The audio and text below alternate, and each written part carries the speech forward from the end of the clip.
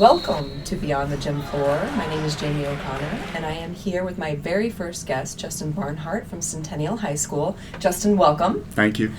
So I, this year, have taken over the job for Gary Kroll, who was an instructor at the University of Illinois for 100 years. And so I was going to tell you, so Justin and I worked the sports fitness program probably 20 years ago. Maybe more. Honestly, we were such youngsters, 20, 21 at that time. No doubt.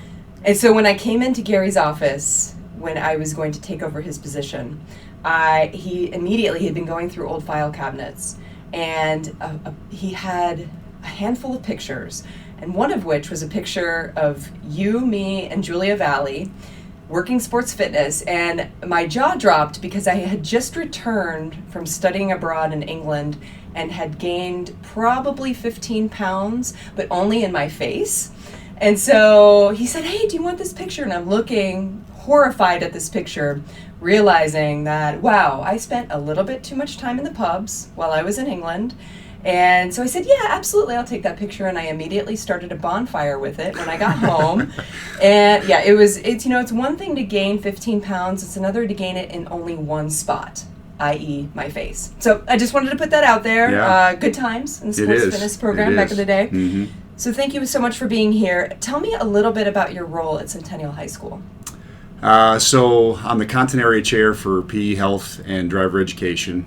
That's one of my hats. I'm also the assistant athletic director and the associate head football coach. So those extra hats have all evolved over time. My start way back in the early 2000s, I began as a PE teacher and just took opportunities to kind of broaden my horizons. And I'm in those roles now and really enjoy doing what I'm doing. Very good. When did you know that you wanted to be a physical educator? So I was during my undergrad, I was a business major for 2 years. Like a lot of naive high school kids, thought it'd be cool to walk to work with an Armani suit on and the Wall Street Journal underneath my arm and a briefcase, and thought that was what being a business person was all about. Just no idea. And after 2 years of microeconomics, macroeconomics, finance, realized that I truly wasn't passionate about that. And I'd been an athlete pretty much my whole life, and was truly starting to dive into fitness. And I was trying to figure out how can I take a love of health and fitness, wellness, and bridge that into a profession. And teaching wasn't necessarily my first thought. I thought maybe athletic training, maybe corporate fitness, corporate wellness.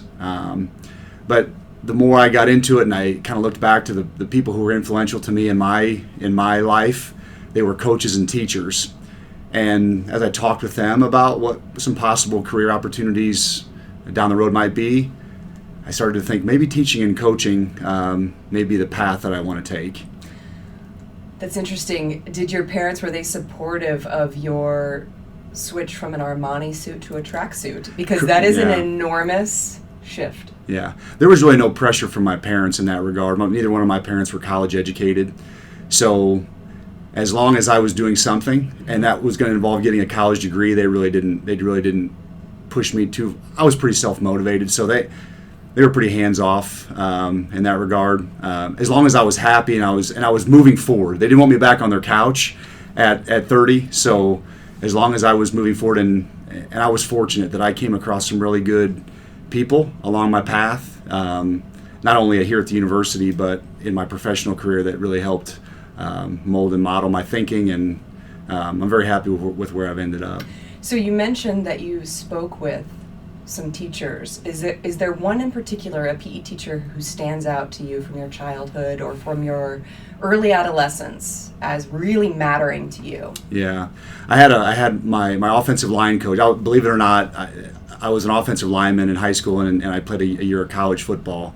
And my high school offensive line coach was a former Marine. He was my driver education teacher. John Gramer passed away just a few years ago. He and I never talked about education, but just his person, his character, who he was, really motivated me. And he was from the old school. the way that he taught me was not the way that I could teach today. The things that he would say to motivate me, I would get fired for. Right. But I truly appreciated his intensity for life. Yeah. And that was, I'll never forget him. You know, my dad, I have conversations with him. He attended Champaign Central. So both of my parents did back in the late 60s, graduating in 1970. And he talks about physical education at that time and how if there were an argument between especially two male students, that every once in a while they'd just hand them a set of boxing gloves. That's and how just they handled tell it. them to work it out. Mm-hmm. I cannot believe how much our discipline has evolved over the years. And for the positive, I would say. Yep, I agree. Oh my goodness. Well, what would you say, you know, we talk about how physical education is changing. So what challenges do you feel like you're still facing? Like what would you change about our discipline if you could? I think just trying to teach adolescents that to think beyond. It's hard. Part of it because we're dealing with high school kids, trying to have them look 20 years down the road is hard. So for me, one of the ways that I try to teach students the importance of physical activity and taking care of themselves is through the cognition side. And that's one of the things that I really took away from my experience here at Illinois was, and there are tons of researchers here now who are doing these studies that I'm able to draw from, how being active can help you in the classroom, how 20 minutes of physical activity can help you in your math and your science, in your English, those tough classes that you have.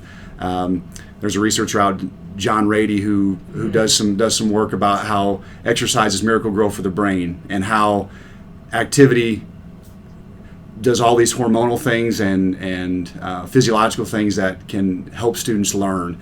So I try to bring those things to the forefront and say, hey, we're not just doing this it's not just glorified recess. We're not here just to make you run around, and though that's important, I want to teach you things so that when you leave the walls of this institution, you're going to be able to stay healthy and active for the rest of your life. One of my side kind of hustles, when I was a student at the university, I was a certified personal trainer with the division of campus rec.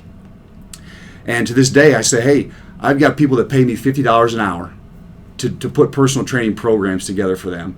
What I'm teaching you as a physical educator, people are paying me to do. So when I give you these things, when we in a personal fitness class or a strength and conditioning class at the high school level, the reason we're doing what we're doing is so that you don't have to. I'm giving you the building blocks so that when you leave here, you can stay active. You don't have to spend money to stay active. These are the principles that we're teaching. It's not just keeping you busy for 50 minutes. It's trying to instill those things. So I think trying to, in terms of challenges, that's one of the hard things, is trying to get a 14, 15, 16, 17, 18-year-old student to see down the road. And that's hard. And because I didn't. In high school, I wasn't thinking those things. But trying to make those connections with kids is really, I think, the hardest part of what we do. Oh, absolutely. So then how do you reach those students who may have had negative experiences in PE previously? Like, how do you reach those who are disconnected? Right. I think what's funny, when my students see me, they think, you've probably always been fit. No, I was an overweight kid I was the kid who was picked last. I was the kid but I got past that, and I want them to see that, hey, PE's not like that today. Like, it's not. We're a lot more accepting in PE, but across the board. I feel like as a society, we're a lot more accepting of differences than we've ever have been. I know sometimes it doesn't always feel like that, but as an educator, I see that we're a lot less critical today. And I try to say, hey, we've all been there. Get past the lack of confidence that you have, and just keep moving forward and try to have those build relationships with kids. I think that's probably, if I had advice for any new teacher, that would be where to start. Build relationships with kids, and let them know that you care about them. Because until they know that you care about them, they're not going to listen to what you have to build that relationship first, and then you can impart information and wisdom and knowledge to them. So you just mentioned that would be your advice for novice physical educators or those who are considering it. Mm-hmm. Have you had a moment in your career where it was a missed opportunity, or just a moment that still sits with you like a moment of growth where you had to move through something, like just a moment where something didn't go as you had planned? Oh, sure. I mean, I think back to early in my teaching career for sure, where your lessons don't go as you had planned. You spend. I think back to Dr. Graber, who I had here at the university, and how we'd have 4-page lesson plans for a lesson, and how she really encouraged us to think through everything that could possibly happen. And at the time, I thought, this is a total waste, but it made me a better teacher, because that's what you have to do. You have to think through everything, and know you can't plan for every little thing that might happen, because students are dynamic. Things change. You've got to be able to adjust and be flexible. Sure, I mean, I had a lot of every day. I'll be honest with you. If there's another thing that I think about with new teachers, you've got to be reflective. You've got to be willing to think that you don't have the world by the tail. You're going to make mistakes and learn from them, and don't do the same thing over. If the last time you did this lesson it didn't work, don't go out there and do the same lesson again. It's not going to work again. I mean, you've got to be able to be reflective and grow. But yeah, failure is. I mean, I think in our society today, I feel like we've lost sight of how positive failure can be. We want everything to be perfect all the time. The only way we learn is by failure and learning from it. Yeah, one of our grad students recently presented on the idea of a fixed versus a growth mindset. Mm-hmm. And I have a 3-year-old, and we are trying to instill that idea of, it's okay if you're trying to stack those Legos and things don't go your way, let's persist. Exactly. Let's keep at it. Yeah. We're trying to facilitate a growth mindset in him, because it's so easy nowadays for people to just throw up their hands and give up. Yeah, we're so caught up in the product, yes, and we lose sight of the process that gets us there. And with my athletes and my students, we talk that all the time. Just about the process. Just there's going to be ups and downs, but know that in the end, as long as you stay the course, it'll work out. That's great. Yeah. Do you have a particular moment that stands out to you as a teaching highlight? A moment or two, just where a win. Yeah, and those are what keep you in it. I teach an adaptive PE course at Centennial, and it's one of those classes that people say, man, that's a tough class. And it is a tough class, but it's one of my most rewarding. Watching students with special needs who just appreciate. I've never had a day where I don't have students walk into that class and think, oh, do we have to do this today?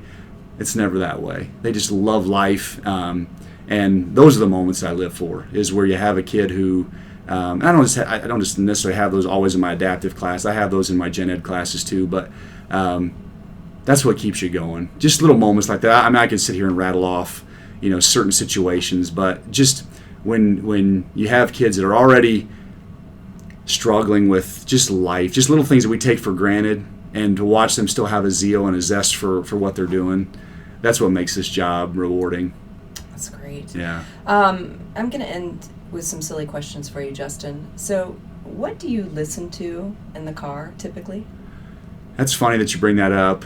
My kids make fun of me, of course, because my music is not their music. Well, I would say, music, Justin. Yeah, it's there. Mine. I would say probably 90s. I'm not into playlists. Truly, like 92.5, the local station that's just got kind of throwback 80s, 90s. I don't have a playlist on my phone. I do like. I would say my music interest is probably pretty eclectic. I'll listen to pretty much anything. But you still like the 90s music. And 90s, I'm going to give you 2 thumbs up for that. Yeah. I mean, we grew up in the same era, right. So I'll give you 2 thumbs up for that. Yeah, I appreciate that. My kids definitely don't. Can we change this? Sure, when you're in this seat, you can change it. I love it. Yeah. What's your favorite snack? So I have a high school senior and an 8th grader at my house. So whatever's in the pantry when I get there is usually what I'll eat, because neither one of them have a fear of food. So they dominate the pantry all the time. So you're getting scraps. Whatever's left over, I'm happy. Usually carb-laced, things that I shouldn't be eating. I love it. Yeah. Favorite toy as a kid? Ooh, favorite toy as a kid. Man, that's a tough one. I had a slingshot when I was probably in sixth grade that my mother wanted no part of, and of course there were lots of broken windows and things. Yeah, that one sticks out to me. Slingshot. Yeah, I love that. That is yeah. very old school. Yeah. Your first concert? Ooh, first concert. I think I saw Metallica here Oh, that's awesome. in the 90s. Yeah. Couldn't hear for probably a good solid 2 weeks after that. You know, my first was MC Hammer Oh, at good the one. Assembly Hall. Yeah. That's so embarrassing. I can't believe I just said that. No, that's good. That's good. Whew. I didn't make that one, but I wish I would have. Oh no, you didn't miss anything. But thank you, Justin, so much for being here and for talking through just some of the things that you're doing to help make a difference, a positive difference in the lives of students. I really appreciate it. Yeah, I appreciate you asking me. Absolutely. And for those of you who would like to sit down and chat with me or who have wonderful recommendations for people who would make good guests, you can reach me at beyondthegymfloor@gmail.com. Thank you so much for listening, folks.